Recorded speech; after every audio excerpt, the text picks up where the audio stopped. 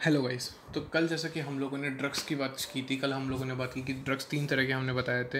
हमने उसमें cannabinoids, कोकाइलकलॉइड्स, opioids, हमने ऐसे करके उनके बारे में डिटेल बताई थी कि वो कहाँ कहाँ अफेक्ट करते हैं, उनका फंक्शन क्या है, किस तरीके से कैसे उनका अब्यूज़ वगैरह होता है। प्लस हमने लास्ट में जाते जाते एक डिफ़ाइन की थी, दैट वॉज हमने बोला ड्रग अब्यूज़ क्या होता है। ठीक है, हमने ये बात की थी। तो हमने ऐसे बोलता कि जब भी कोई भी ड्रग आप मेडिसिन के अलावा किसी पर्पज़ से लेते हैं, या फिर अगर इतना ले लेते हैं, इस अमाउंट में ले लेते हैं, या इस फ्रीक्वेंसी में ले लेते हैं कि वो आपके फिजिकल, फिजियोलॉजिकल या साइकोलॉजिकल जो आपका जो फंक्शन है या फंक्शन है ना, उस पर उसको अगर अफेक्ट करें, तो that is known as drug abuse. कल हमने इतनी बात कर ली थी। अब इसके बाद मैं आज एक बात बताना चाहूँगा, जैसे एक एक्स्ट्रा पॉइंट के तौर पे अपन बात करेंगे। ठीक है, विच इज़ टोबैको के बारे में हम बात करेंगे। जैसे अब टोबैको क्या है। ठीक है, टोबैको आप सभी जानते हैं कि है ना, जो भी है ना स्मोक करते हैं, जो सिगरेट वगैरह होती है, या जो है ना गुटखा वगैरह खाते हैं जो लोग, ठीक है, उसके अंदर जो है टोबैको देखने को मिलता है। ठीक है, अब टोबैको जो होता है वो या तो स्मोकिंग के थ्रू, या फिर च्यू करते हैं जो आपका गुटखा वगैरह हो गया उसके थ्रू, ठीक है ना, ये बॉडी में जा सकता है, या फिर ठीक है, ये सारी चीज़ें हो गई। ठीक है, अब ये जो टोबैको है, अब ये इतना डेंजरस क्यों है, मतलब लोग ऐसे, वो आप भी देखेंगे अगर सिगरेट वगैरह के जो पाउच वगैरह पैकेट का भी आपने देखा तो उस पर लिखा था हार्मफुल फॉर हेल्थ, या फिर डेंजरस टू हेल्थ, या कॉजेज कैंसर, या तो इसमें ऐसा क्या है, तो इसमें केमिकल प्रेजेंट होता है। जो टोबैको है उसमें केमिकल होता है जो कि नाम है निकोटीन, जिसका नाम है। ठीक है, निकोटीन करके केमिकल प्रेजेंट होता है टोबैको में। ये जो निकोटीन होता है ये एक एल्कलॉइड होता है।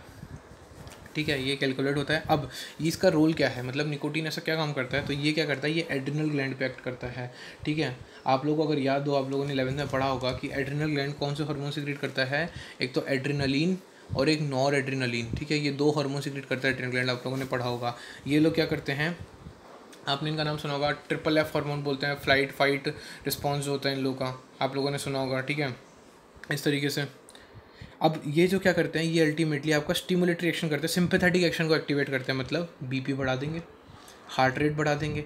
अगर ऐसा हुआ, ठीक है, तो अल्टीमेटली ये लोग बीपी बढ़ा देंगे, हार्ट रेट बढ़ा देंगे, उससे कई तरह की बीमारी हो सकती है। ठीक है, जैसे कि आपको, ठीक है, कैंसर होने के चांसेस है, हार्ट फेलियर आपका होने के चांसेस है, हार्ट रेट इतनी ज़्यादा बढ़ जाएगी अल्टीमेटली। प्लस ये लोग अलग अलग तरह के ना, क्या होता है, जो कैंसर्स हैं उसको चांस बढ़ाता है। ये जो निकोटीन होता है, ये जो केमिकल है, ठीक है, अब ये स्मोक वगैरह, अब जैसे स्मोक करते हैं, ठीक है, निकोटीन को अगर मैं ऐसे स्मोकिंग के तौर पे लूँ तो ये क्या करता है, लंग का कैंसर हो सकता है। ठीक है, इसके अलावा ना क्या बोल सकते हैं, यूरिनरी ब्लैडर का कैंसर हो सकता है। ठीक है, बहुत तरह के कैंसर हो सकते हैं स्मोकिंग से, जैसे कि थ्रोट का कैंसर हो सकता है। ठीक है, एम्फाइजेमा जो एक ऐसी डिजीज़ है जो कि किसकी वजह से होती है, सिगरेट स्मोकिंग की वजह से होती है। ठीक है, ब्रोंकाइटिस हो सकता है, जो आपके ब्रोंकाई है, जो ब्रोंकियोल्स हैं उनके अंदर इन्फ्लामेशन होना, मतलब ब्रोंकाइटिस।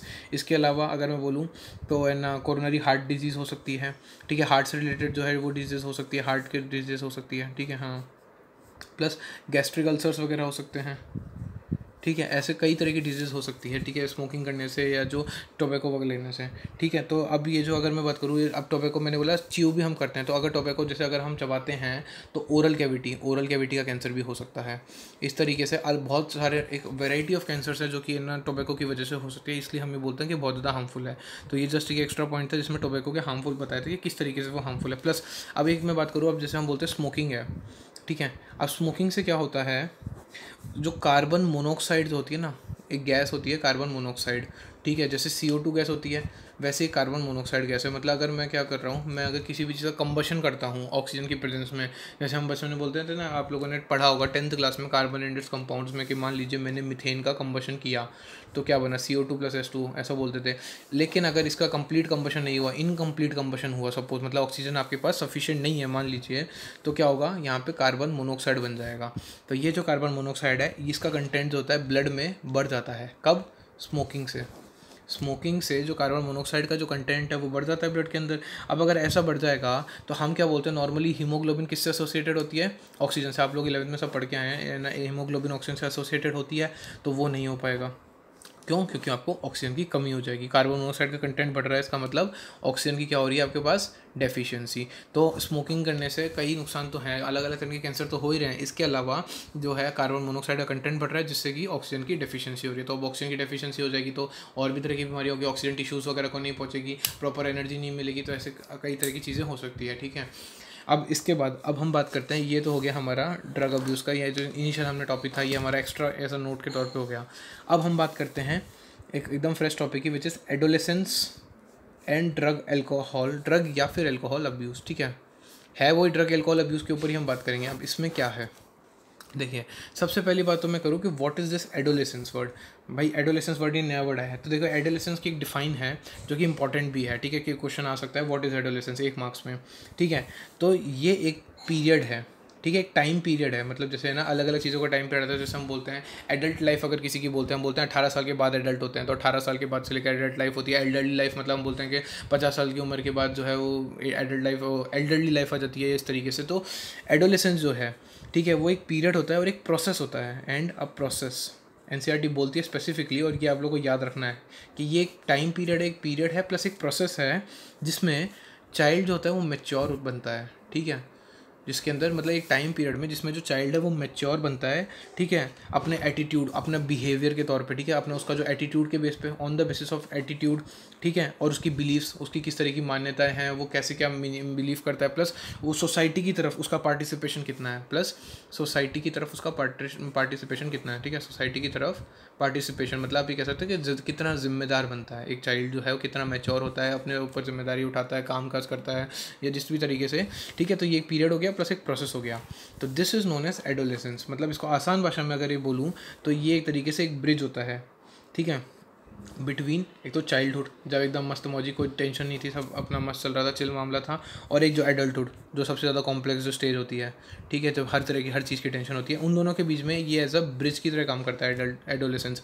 अब एडोलेसेंस की एज क्या है, जो मैंने बोला एक टाइम पीरियड है, तो 12 to 18 ईयर्स की जो एज, मतलब आप लोग की जो भी एज है, जिस एज में आप सभी लोग हो, वो एज है एडोलेसेंस पीरियड है, वो टाइम पीरियड है जिसमें आप लोग अभी मैच्योर हो रहे हो, आपके एटीट्यूड्स के बेसिस पे आप लोग सोसाइटी की तरफ आपका क्या नैना कर्तव्य है, या आप कुछ भी कह सकते हैं। जैसे अगर फॉर एग्जांपल मैं आप लोगों को बात करूं, तो जैसे अभी आप लोगों ने अपना सब्जेक्ट चूज़ किया है, ठीक है, आप लोगों के पास बायो है, तो अब आप आगे क्या करना चाह रहे हैं, तो उसमें आगे कहीं ना कहीं जाके सोसाइटी को भी बेनिफिट होगा। अगर आप कोई भी काम करते हैं तो अल्टीमेटली आप लोग मैच्योर हो रहे हो, तो ये वो एज है, ठीक है।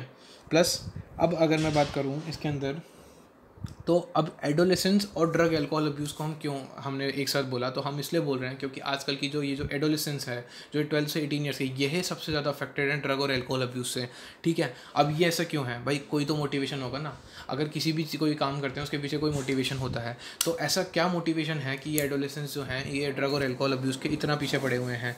तो इनकी मोटिवेशन क्या है, एक नहीं कई मोटिवेशन है। देखिए, पहली क्यूरियोसिटी, भाई सबसे बड़ी चीज़ क्यूरियोसिटी नाम की ये जो होती है कि भाई जानने की इच्छा कि क्या पता शराब पीने से क्या होगा, या अगर मैं एक बार ना क्या बोलते हैं सिगरेट पीऊँगा तो उससे क्या होगा, ठीक है, अलग अलग तरह की चीज़ अगर मैं नशे करता हूँ, तो मतलब एक क्यूरियोसिटी होती है, लोगों को लगता है कि यार एक बार करके ट्राई करके देखें क्या पता क्या हो, ठीक है, अच्छा होगा बुरा होगा। तो एक तो आउट ऑफ क्यूरियोसिटी जो सबसे पहले अगर कोई करता है ना, तो जो क्यूरियोसिटी के लिए करता है कि एक बार ट्राई करके देखते हैं। इसके अलावा सबसे इम्पॉर्टेंट भाई नीड फॉर एडवेंचर। आज कुछ तूफ़ानी करते हैं, बहुत से लोगों को ऐसा होता है कि हमें कुछ तूफ़ानी करना है, नहीं हम तो दारू पीएंगे अच्छा लगेगा, तो वो जो तो एक एडवेंचर करने का रहता है लोगों को, ठीक है ना।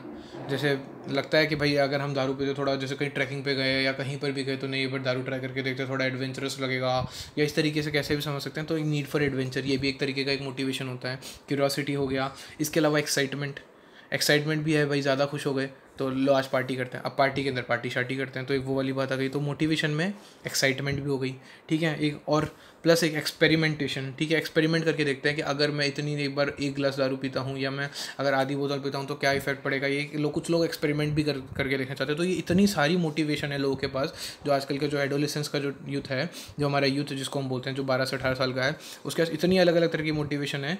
ये सारी की सारी जो है सबसे और भी है, पर ये सबसे कॉमन है, ये कॉमन कॉज है कि वो लोग ड्रग और एल्कोहल का अब्यूज़ कर जाते हैं, ठीक है।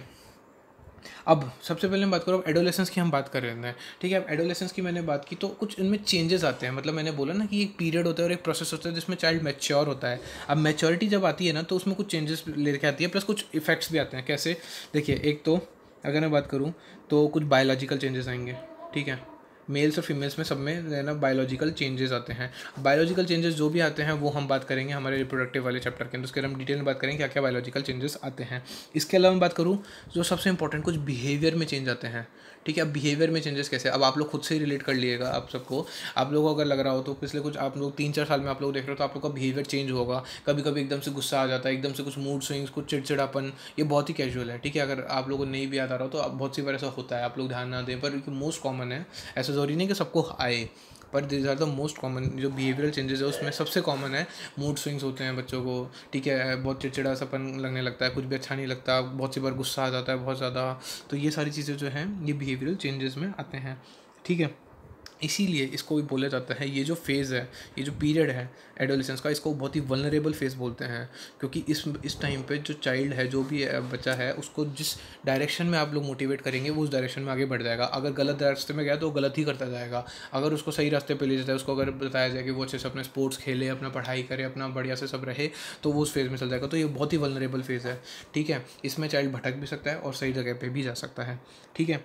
प्लस ये वल्नरेबल फेज़ है क्योंकि जैसे कि मैंने बताया यहाँ पे इस फेज़ में चाइल्ड का मेंटल एंड साइकोलॉजिकल डेवलपमेंट होता है, ठीक है। आप एक बोल सकते हैं कि वो दुनिया को देखता है किस तरह, क्योंकि इससे पहले जो होता है वो एकदम जो चाइल्डहुड वाला टाइम पीरियड होता है उसमें कोई एकदम केयरलेस होते हैं, कोई टेंशन नहीं है, अपनी ज़िंदगी जीते हैं, मस्त खाओ पियो खेलते हैं। लेकिन जब आप धीरे धीरे जब बड़े होने लगते हो, जब आप 10th 11th क्लास को पार कर जाते हो, तब कहीं जाके आपको थोड़ा अपने आप पे रिस्पॉन्सिबिलिटीज़ लगती है, आपको पढ़ाई का थोड़ा सा प्रेशर आता है। तो ये सारी चीज़ें उस टाइम पर आपको ये मेंटल और साइकोलॉजिकल डेवलपमेंट होता है इंडिविजुअल का, ठीक है। इसलिए इसको सबसे ज़्यादा वल्नरेबल फेस बोला गया है, ठीक है। अब इसके अंदर बात करें, ठीक है। अब जैसे कि अपन ने क्या बोला, हमने अभी बात की थी मोटिवेशन क्या है भाई, हमने बोला मोटिवेशन में हमने सबसे पहले बात की थी जैसे कि क्यूरियोसिटी, हमने क्यूरियोसिटी की बात की, ठीक है। तो सबसे पहले अगर कभी कोई जो है चाइल्ड है या कोई भी एडोलेसेंट है, वो अगर या तो ड्रग लेता है या अल्कोहल लेता है, तो वो तो मैं मान सकता हूँ कि आउट ऑफ क्यूरियोसिटी होता है, ठीक है। लेकिन बाद में क्या होता है कि एक बार क्यूरियोसिटी लेने के बाद में, क्योंकि इस टाइम पे लोगों को मैंने कहा ना जिस तरह से मूड स्विंग्स आते हैं, बिहेवियरल चेंजेस आते हैं, तो वो क्या करता है, वो जो चाइल्ड है वो अपनी प्रॉब्लम से स्केप करने के लिए यूज़ करने लगता है इसको, अपनी प्रॉब्लम से स्केपिंग दी प्रॉब्लम्स के लिए फिर ये ड्रग्स और अल्कोहल का यूज़ करने लगता है, ठीक है। इसके बाद अगर मैं बात करूँ तो अब जैसे ये सिर्फ इतना ही नहीं, अब ये इसमें ये कौन सी प्रॉब्लम्स है भाई, ऐसा क्या ऐसी भी कौन सी प्रॉब्लम हो गई, तो जो अगर मैं बात करूँ तो इस एज के जो भी एडोलेसेंट्स होते हैं उनको एक ही प्रॉब्लम होती है, विच इज़ कि ना एकेडमिक्स में अच्छा परफॉर्म करना है, ठीक है। तो एकेडमिक्स में परफॉर्मेंस की जो है ना, एकेडमिक्स में जो भी परफॉर्मेंस है उसकी प्रॉब्लम होती है। तो अगर उसमें अच्छा करने की ये जो है ये प्रॉब्लम, तो इससे बचने के लिए भी जो है अल्कोहल वगैरह लेते हैं कि अगर मार्क्स अच्छे नहीं है टेस्ट में, घर वाले डांटेंगे क्या करें, तो ये लो भाई हम लोग दारू वारू की लत लग गई, तो उससे क्या होता है कि कुछ टाइम तक अच्छा लगने लग जाता है, इसलिए फिर वो कंटिन्यू करते हैं। प्लस अब सबसे बड़ी चीज़ जो मतलब मेरे हिसाब से जो सबसे ज़्यादा जो कॉमन जो कॉज जो मैं बोलूँगा, जो मोटिवेशन जो मिलती है कि ये अल्कोहल या ड्रग अब्यूज़ के लिए, दैट इज़ कूल लगना। आज का जो ट्रेंड है ये है कि अगर आप दारू पीते हो, अगर आप सिगरेट पीते, अगर आप ठीक है फूंकते हो, तो फिर वो सब क्या है, वो कूल है, ठीक है। सिर्फ लड़के ही क्यों, लड़कियां भी, मतलब अगर लड़के ये सोचते हैं कि हम अगर दारू पीते हैं तो थोड़ा टशन लगता है, थोड़ा कूल लगता है, दोस्तों के बीच में बैठ के अगर कि देखो मैं ज़्यादा पी सकता हूँ तेरे से, या मुझे नशा नहीं चढ़ता जल्दी से, तो ये सब कूल लगने वाली चीज़ें हैं, ठीक है। लड़कियों में भी ये चीज़ें होती हैं। तो ये जो कूल लगना है ना, ये उनको किस तरफ ले जाती है, स्मोक करने के लिए, कि वो स्मोक करें, ठीक है, ड्रग्स का यूज़ करें, अल्कोहल वगैरह यूज़ करें, ठीक है। ये इनका मेजर कॉज है, ये जो कूल लगना जो है ये सबसे मेजर कॉज आता है, ठीक है। प्लस सिर्फ अब आप इसके अलावा आप इनको प्रमोट भी कौन करता है, जैसे टेलीविज़न, मूवीज़ में क्या दिखाया जाता है, हीरो जो होता है वो है ना ऐसे सिगरेट फूंक देता है, वो शराब पीता है, या एकदम बिल्कुल एकदम ऐसे जो होता है, जो रॉयल लुक जो होता है वो ये होता है कि भाई वो लोग एकदम बढ़िया से कांच के ग्लास के अंदर जो है वो दारू पी रहे हैं, अलग अलग तरह की जो भी है, वोडका वगैरह, विस्की, तो वो एक कूल लगने वाली जो है, इसको प्रमोट टेलीविजन प्रमोट कर रहे हैं, प्लस न्यूज़पेपर्स वगैरह प्रमोट कर रहे हैं, प्लस आपका जो सोशल इंटरनेट जो है वो सबसे ज़्यादा प्रमोट करने में कोई कसर नहीं छोड़ता, ठीक है। इस चीज़ को कौन प्रमोट करते हैं, ये सब लोग इसको प्रमोट करते हैं। प्लस अब इसके बारे में बात करूँ तो अब ड्रग्स या अल्कोहल का जो अब्यूज़ है, ठीक है, अब इससे एसोसिएटेड फैक्टर्स क्या हैं, अब इससे एसोसिएटेड अभी क्यों करते हैं लोग बाग, मतलब ऐसा सब तो नहीं करते, ऐसा तो है नहीं कि हर बच्चा जो है वो ना शराब लेके बैठ गया या फिर सिगरेट पीने लग गया, तो कुछ ही क्यों करते हैं, क्यों, जिनके पीयर प्रेशर, जो मैक्सिमम बच्चे वो करते हैं वो पीयर प्रेशर की वजह से करते हैं। पीयर प्रेशर क्या होता है, दोस्त होता है ना, कुछ दोस्त लोग कर देते हैं कि अरे यार तू शराब नहीं पी सकता है, फिर तू क्या है, ऐसे करके उकसाने का जो काम करते हैं, ये पीयर प्रेशर, पीयर मतलब दोस्त हो गए, तो ये दोस्तों का जो प्रेशर होता है एक तो वो। प्लस मान लीजिए कि ना अगर किसी के जो फैमिली स्ट्रक्चर अनसपोर्टिव है, सपोर्ट नहीं करता, मतलब किसी का जो फैमिली है उनमें बहुत ज़्यादा लड़ाइयाँ वगैरह होती है, तो उन सब चीज़ों से बचने के लिए, उन सब चीज़ों से दूर जाने के लिए, तो अनसपोर्टिव फैमिली आप कह सकते हैं, ठीक है। तो वहाँ वो लोग भी ये करने लग जाते हैं, ठीक है। ये हो गया। अब इसमें अब हम एक नया टॉपिक पढ़ते हैं इसी के अंदर कंटिन्यू करते हुए, which is addiction and dependence. अब ये क्या चीज़ें हैं एडिक्शन एंड डिपेंडेंस। तो सबसे पहले तो मैं बात करूँगा कि व्हाट इज़ एडिक्शन। तो एडिक्शन का मतलब है कि किसी भी चीज़ से साइकोलॉजिकली आप अटैच हो रहे हो, ठीक है, फिजिकली नहीं, साइकोलॉजिकली, मतलब आप अपने ब्रेन, मतलब आपको लग रहा है कि बस वो आपके लिए सब कुछ है, मतलब ब्रेन के थ्रू आप सोच रहे हो कि साइकोलॉजिकल अटैचमेंट कर रहे हो आप किसी चीज़ से, ठीक है। अब किसी भी चीज़ से मतलब इन द सेंस किसी चीज़ से नहीं, मतलब लोगों का दारू से अटैचमेंट नहीं है, उसके इफ़ेक्ट जो है ना, टू इट्स इफ़ेक्ट्स, उससे अटैचमेंट हो रहा है। कैसे भाई, दारू लोग क्यों पीते हैं या जो सिगरेट वगैरह, वो इसलिए क्यों, क्योंकि एक सेंस ऑफ यूफोरिया प्रोड्यूस करता है, ठीक है, कि खुशी मिलती है, कि है ना, मतलब आपको सारी जो भी टेंशन है वो सब दूर हो जाती है, आप एकदम फीलिंग आपको ऐसे आती है कि एकदम एक्साइटमेंट वाली, अच्छी वाली, एकदम मस्त, एकदम जो होता है बहुत अच्छी वाली फीलिंग आती है, तो ये यूफोरिया प्रोड्यूस होता है, ठीक है, वही फीलिंग ऑफ वेलबींग जो कि मैंने बोला, ठीक है, एक्साइटमेंट बनी रहती है। तो ये जो इफेक्ट आ रहे हैं ना, जो भी ड्रग या जो भी जिस भी चीज़ की जो अल्कोहल है वो कंजप्शन कर रहे हैं, उससे जो इफेक्ट्स आ रहे हैं ना, उससे अटैचमेंट हो जाता है लोगों का, that is known as addiction, ठीक है। अब क्या बोला मैंने, अब इसीलिए जो है ना, क्या बोलते हैं, तो अब जो लोग हैं, जो ये लोग लेते हैं, तो वो सिर्फ खुद के लिए नहीं, वो सबके लिए डिस्ट्रक्टिव बन जाते हैं, क्योंकि अगर उनको वो चीज़ नहीं मिली सपोज़, तो उनको क्या, देखिए, अगर मान लीजिए उनको वो चीज़ नहीं मिलती, जैसे मान लीजिए कि है ना, अगर आपने जो कोई है जिसको कंटिन्यू ना ड्रग्स और अल्कोहल लेने की आदत है, मतलब अब्यूज़ करता है वो, अगर उसको मैंने छुड़वा दी, मतलब 2-3 दिन नहीं दिए, मैंने उसको दूर रखा बिल्कुल, तो उसमें क्या डेवलप हो जाएंगे, उसमें डेवलप हो जाएंगे विड्रॉल सिंड्रोम डेवलप हो जाएगा, विड्रॉल सिम्टम्स डेवलप हो जाएंगे, क्योंकि डिपेंडेंस, अब डिपेंडेंस का क्या मतलब है यहाँ मैं वो समझना चाह रहा हूँ कि ये बॉडी की टेंडेंसी होती है, ठीक है, कि अगर मैंने जो चीज़ है, जो जिसके आपको क्या है अल्टीमेटली अब्यूज़ जो आप कर रहे हो, जिसकी आपको आदत है, लत है जिस चीज़ की, अगर उससे मैंने आपको दूर रख दिया, तो क्या डेवलप हो जाएंगे बॉडी में, विड्रॉल सिंड्रोम, विड्रॉल सिम्टम्स बोल सकते हैं, ठीक है, जिसमें जो डिजीज़, जिससे क्या डिजीज़ हो जाएगी, विड्रॉल सिंड्रोम। अब ये विड्रॉल सिम्टम्स कैसे हो जाएंगे, मतलब अगर मान लीजिए किसी को ड्रग्स अल्कोहल से मैंने थोड़े दिन दूर रखा, तो उसमें क्या हो जाएगी, एनजाइटी, ठीक है, शेकीनेस, मतलब वो शेक करने लगेगा, उसके हाथ पैर बिल्कुल हिलने लगेंगे, ट्रेमर्स आने लग जाएंगे, नोज़िया हो जाएगा, ठीक है, स्वेटिंग आने लग जाएगी उसको, ठीक है, प्लस लेकिन अगर मैंने उसको वही चीज़ वापस दे दी तो बिल्कुल सब कुछ सही हो जाएगा। इसका सबसे परफेक्ट एग्जांपल आप सभी लोगों ने संजू देखी होगी, जो आई थी रणबीर कपूर की, उसके अंदर जो गाना आया था, जो कर हर मैदान फतेह वाला, उससे जस्ट पहले उसको जब रिहैब सेंटर में लेकर गए थे, उस टाइम पे जो पर्टिकुलर उसको जो जो जिस भी तरह के जो भी सिम्टम्स आए थे, वो सारे यहाँ पे विड्रॉल सिम्टम्स में जस्टिफाइबल हैं। तो आप लोग, अगर आप लोगों को ये लग रहा है क्या क्या सिम्टम्स है, तो वो पर्टिकुलर पार्ट उस मूवी का देख लीजिए वापस, विड्रॉल सिम्टम्स आप लोग को क्लियर हो जाएंगे, ठीक है। अब जैसे कि मैंने बात की कि अब ड्रग्स और अल्कोहल की मैंने यहाँ पे बात अभी की थी कि वो लेते हैं कंटिन्यू, तो अब इसमें अगर मान लीजिए एक लंबे समय तक अगर लेते जा रहे हैं, रिपीटेड अगर उनका यूज़ हो रहा है, अगर रिपीटेड यूज़ हो रहा है, तो एक क्या चीज़ डेवलप हो जाती है, टॉलरेंस। मतलब कि ऐसा है कि मान लीजिए पहले कोई किसी ने शुरुआत में शुरू की, ठीक है, दारू लेना, ठीक है, अल्कोहल लेना शुरू की, उसमें क्या हो रहा है, वो पहले 1 ग्लास लेता था, ठीक है, एक पैग, या जो आमतौर पे बोल जाता है, ठीक है, 1 पैग, फिर धीरे धीरे वो डेली रेगुलर यूज़ में आ गया, फिर कभी फिर 2 पैग शुरू हो गए, फिर 3 पैग। तो ऐसा क्यों, ऐसा इसलिए क्योंकि बॉडी में टॉलरेंस डेवलप हो गई, मतलब कि जैसे कि मैं हमने ड्रग्स वगैरह की बात की थी, जैसे हम ड्रग्स के हमने बोलता रिसेप्टर्स प्रेजेंट होते हैं बॉडी में। अब वो जो रिसेप्टर्स हैं ना, वो इतनी छोटी सी क्वांटिटी में जो है ये ड्रग्स या अल्कोहल, उनको ये सहन नहीं करते, मतलब ऐसा होता है कि टॉलरेंस लेवल जो होती है ना इन रिसेप्टर्स की, टॉलरेंस लेवल ऑफ रिसेप्टर्स वो इंक्रीज़ हो जाता है। मतलब कि अब आपको ज़्यादा क्वांटिटी देंगे तभी ये रिसेप्टर्स एक्टिवेट होंगे और तभी ये वाली फीलिंग्स आएगी, ठीक है, ये यूफोरिया और फीलिंग ऑफ वेलबींग अब ये तभी आएगी जब आप ज़्यादा से ज़्यादा क्वांटिटी में आप ये दोगे। अगर आपने कम क्वांटिटी में दी तो ये फीलिंग नहीं आएगी, अब क्योंकि ये फीलिंग नहीं आएगी तो ये लोग ज़्यादा पिएंगे, ठीक है। तो इसीलिए टॉलरेंस डेवलप हो जाती है। टॉलरेंस क्या होगा, मतलब एक तरीके से एक प्रोटेक्शन डेवलप हो जाती है कि भाई अगर पहले आपने 1 पैक पिया तो उससे आपको ये सारे सिम्टम्स आ गए थे, लेकिन 4 दिन बाद अगर आप 1 पैक पी रहे हो तो उससे आपको ये सिम्टम्स नहीं आ रहे, मतलब बॉडी ने टॉलरेंस डेवलप कर ली उसके खिलाफ, एक तरह का प्रोटेक्शन डेवलप कर ली कि नहीं 1 पैक से हम अब हमारी बॉडी में कुछ नहीं होगा। तो फिर बंदा क्या करेगा, उसको तो आदत हो गई, तो उसको ये वाली फीलिंग्स वापस लानी है, तो वो फिर वो एक की जगह 2 पैक पिएगा, तो फिर उससे फिर उसको ये वापस से फीलिंग आएगी। 4 दिन बाद देखेगा कि 2 पैक में भी कुछ नहीं हो रहा, क्यों, क्योंकि बॉडी ने फिर से एक तरह से प्रोटेक्शन कर लिया अपने खिलाफ के, नहीं मैं 2 पैक पीने के बाद भी मैं ऐसा कुछ भी नहीं होने दूंगा, ऐसी फीलिंग ना हो, तो वो बंदे ने 2 से 3 पैक पीने शुरू कर दिए। तो इस तरीके से जो है डिपेंडेंस और ज़्यादा बढ़ती जाती है, प्लस क्वांटिटी बढ़ती जाती है, तो इसका अब्यूज़ और ज़्यादा होने लग जाता है। तो अब्यूज़ होता है वो यहाँ पे बढ़ते लग जाता है। तो ये तब तक नहीं रुकेगा अगर मान लीजिए कोई उसको प्रॉपर गाइडेंस नहीं मिली, और अगर वो एन एडिक्शन को अगर काउंसलिंग वगैरह उसकी नहीं हुई, तो ये कंटिन्यू चलता जाएगा और वो बहुत ज़्यादा डिपेंडेंट हो जाएगा इन सब के ऊपर। और उसको अगर आपने गलती से छुड़वा भी दी तो ये जो विड्रॉल सिम्टम्स है ये बहुत खतरनाक तरीके से आएंगे, ठीक है। उस खतरनाक तरीके में क्या आएगा, रेकलेस बिहेवियर हो जाएगा बंदे का, बहुत ही ख़राब बिहेवियर हो जाएगा सबके खिलाफ, प्लस वेंडलिज्म एंड वायलेंस, ठीक है, वो किसी की प्रॉपर्टी वगैरह कुछ भी तोड़ने का तैयार हो जाएगा। वेंडलिज्म मतलब प्रॉपर्टी वगैरह डैमेज करना, ठीक है। फिर वायलेंस, बहुत वायलेंस करने पे भी आ जाएगा, मतलब चोरी चकारी, खून खराबा, कुछ नहीं दिखेगा उसको, बस ये देखेगा कि उसको ये सिम्टम्स लाने हैं, उसको ये इफेक्ट्स चाहिए। ये इफेक्ट्स लाने के लिए उसको जितना पीना पड़ेगा या जितना ड्रग्स वगैरह लेने पड़ेंगे वो तैयार है, ठीक है।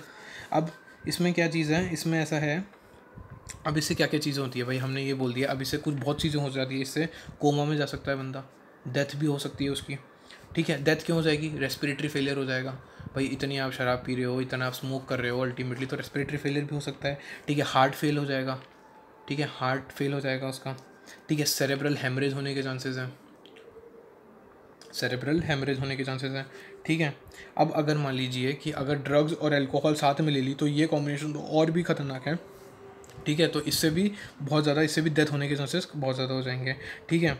अब वार्निंग साइंस क्या है, मतलब कैसे पता लगे, मान लीजिए आपको कैसे पता चले कि आपका जो कोई दोस्त है या कोई भी ऐसा, ठीक है, उसको अगर मान लीजिए कि वो इस तरह की चीज़ में फंस गया, इस तरह के सर्कल, ये जो पूरा साइकिल चल रही है, जो विशियस साइकिल है, इसमें फंस गया, तो ऐसे पता लग सकता है कि देखो अकेडमिक्स में एकदम सडन ड्रॉप, मतलब कल तक किसी के 90% आ रहे थे और एकदम से बहुत कम होते जा रहे हैं, मतलब स्लाइड तो ऊपर नीचे चलता रहता है, पर किसी के एकदम 70, 60, 50 तक पहुँच गया वो, ठीक है, तो एकदम से अकेडमिक्स में ड्रॉप हो गया, ठीक है। दूसरा क्या कि है ना, उसका पर्सनल हाइजीन मेंटेन करना उसने बंद कर दिया, लैक ऑफ पर्सनल हाइजीन, मतलब क्योंकि आप भी देखिए कबीर सिंह, आप लोगों ने देखिए, यहाँ पे सबसे अच्छी रिलेट कबीर सिंह कर सकता हूँ आप कोई इस टॉपिक से, क्योंकि उसके अंदर क्या था, वो बिल्कुल पर्सनल हाइजीन मेंटेन नहीं करता था, उसको डिपेंडेंस आप देखते हैं वो सबसे दूर हो चुका था, ठीक है। आइसोलेशन, अपने फ्रेंड्स फैमिली से सबसे दूर हो जाना, प्लस उसका जो स्लीपिंग पैटर्न है, जो भी इंसान है उसका स्लीपिंग पैटर्न चेंज हो जाता है, पूरा खाने का पैटर्न, एपिटाइट चेंज हो जाती है, ठीक है। प्लस वेट वगैरह पूरा वेट में चेंज आ जाता है, ठीक है ना, वेट चेंज हो जाता है। तो इसके हॉबीज़ वगैरह, वो जिसकी कोई भी हॉबीज़, वो पहले स्पोर्ट्स खेलता था, उसने स्पोर्ट्स खेलना बंद किया, तो इस तरह की ये सब जो एक वार्निंग साइंस हैं ये सारे के सारे, जिससे पता लगता है कि हाँ वो जो है इस चीज़ का शिकार हो चुका है, ठीक है। ये सारी चीज़ें हमने देख ली। अब इसके बाद अगर मैं बात करूँ तो अब जैसे हमने आप लोगों को याद हो तो बात की थी, ठीक है, हमने बोला था इंट्रावीनस अब्यूज़र्स, एड्स में हमने बात की थी, जो आईवी जो अब्यूज़र्स थे, जो इंट्रावीनस अब्यूज़र्स थे, ठीक है, उनको क्या होने के चांसेस थे, एड्स होने के चांसेस थे। इसके अलावा और क्या है, हेपेटाइटिस बी, ये भी होने के चांसेस होते हैं, ठीक है। तो एड्स हो गया या हेपेटाइटिस बी हो गया, ठीक है, ये कैसे फैलते हैं, सेक्सुअल कॉन्टैक्ट के थ्रू फैलते हैं, या तो ठीक है सेक्सुअल कॉन्टैक्ट के थ्रू फैलते हैं, या फिर इन्फेक्टेड ब्लड से फैलते हैं।